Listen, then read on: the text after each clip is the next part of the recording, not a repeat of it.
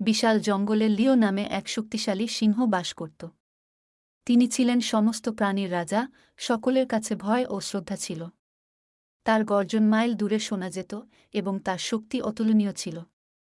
তবুও তার ভয়ঙ্কর খ্যাতি সত্ত্বেও লিও একজন ন্যায্য এবং ন্যায়পরায়ণ শাসক ছিলেন। এক গরম বিকেলে তার রাজ্যে দীর্ঘদিন টহল দেওয়ার পরে লিও একটি বড় গাছের ছায়ায় বিশ্রাম নিতে শুয়ে পড়ল। তিনি যখন ঘুমের দিকে চলে গেলেন, তিনি হঠাৎ তার থাবাতে তীব্র ব্যথা অনুভব করলেন। চমকে ও রাগান্বিত লিও জঙ্গলের মধ্য দিয়ে প্রতিধ্বনিত একটি বধির গর্জন করে। কাছাকাছি বসবাসকারী মিলো নামে একটি ছোট ইঁদুর সিংহের গর্জন শুনে কৌতূহল এবং ভয় উভয়ই পূর্ণ হয়েছিল। মিলো একটি ক্ষুদ্র প্রাণী ছিল, বড় প্রাণীদের এড়াতে সর্বদা সতর্ক ছিল। কিন্তু সিংহের কান্নার বিষয়ে কিছু একটা তাকে তার লুকানোর জায়গা থেকে বের করে এনেছিল। যে কি ভুল ছিল। সাবধানে মিলো সিংহের কাছে গেল।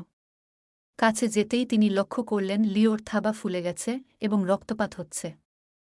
একটি বড় কাঁটা তার মাংসের গভীরে গেঁথে গিয়েছিল, যার ফলে শক্তিশালী সিংহ প্রচণ্ড যন্ত্রণার সৃষ্টি করেছিল। মিলো তার সমস্ত সাহস জোগাড় করে চিৎকার করে বলল, মহারাজ, আপনি যদি আমাকে অনুমতি দেন তবে আমি আপনাকে সেই কাঁটা দিয়ে সাহায্য করতে পারি। লিও প্রতিবাদ করার জন্য অত্যধিক ব্যথায় তার মহান মাথা নেড়েছিল।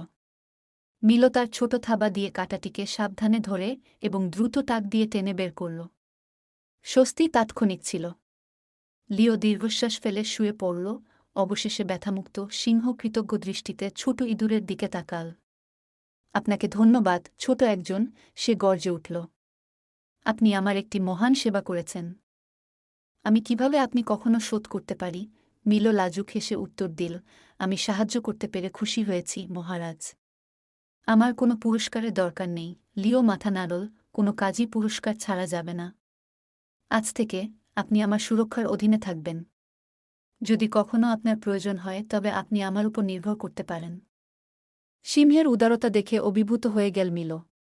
সে লিওকে ধন্যবাদ জানিয়ে তার বাড়িতে ফিরে গেল। সময় কেটে যায় এবং একদিন মিলো নিজেকে শিকারীর ফাঁদে আটকা পড়ে। তিনি নিজেকে মুক্ত করার জন্য লড়াই করেছিলেন, কিন্তু দড়িগুলি খুব শক্ত ছিল।